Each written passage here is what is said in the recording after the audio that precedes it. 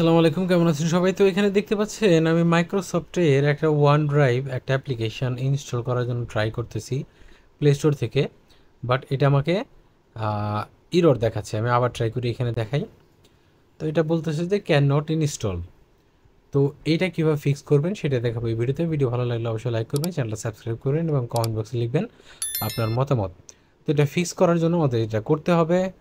যেটা করতে হবে সেটা হলো প্লে স্টোরে আসেন। প্লে স্টোর অ্যাপ্লিকেশনটা এখানে দেখতে পাচ্ছেন, প্লে স্টোর অ্যাপ্লিকেশনটা আপনি এইভাবে চাপ দিয়ে ধরবেন, অথবা আপনি সেটিংস থেকে অ্যাপ্লিকেশনে যাইতে পারেন। সকল অ্যাপ্লিকেশন সেখানে দেখায়।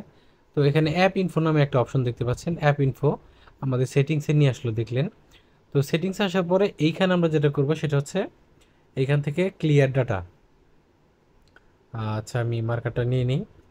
এখান থেকে আমরা ক্লিয়ার ডাটা যে অপশনটা, ক্লিয়ার ডাটা করে আপনি এটা আবার ট্রাই করবেন, ইনশাল্লাহ হয়ে যাবে।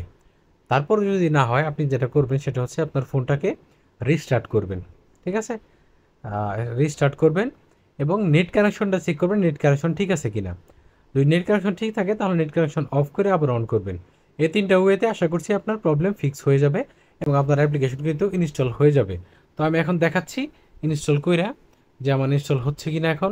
আমি এখন মাইক্রোসফটে এখানে প্লে স্টোরে আসলাম, এখানে ওয়ান ড্রাইভের মধ্যে চলে আসলাম, ওয়ান ড্রাইভের মধ্যে আসার পর এখান থেকে ইনস্টলের মধ্যে ক্লিক করলাম।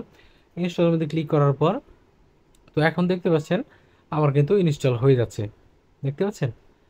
তো এটা কিন্তু 100% হয়ে যাবে এক্ষুনি, খুব দ্রুত হয়ে যাচ্ছে। তো এইভাবে কিন্তু আপনি আপনার প্রবলেম সলভ করে নিতে পারেন।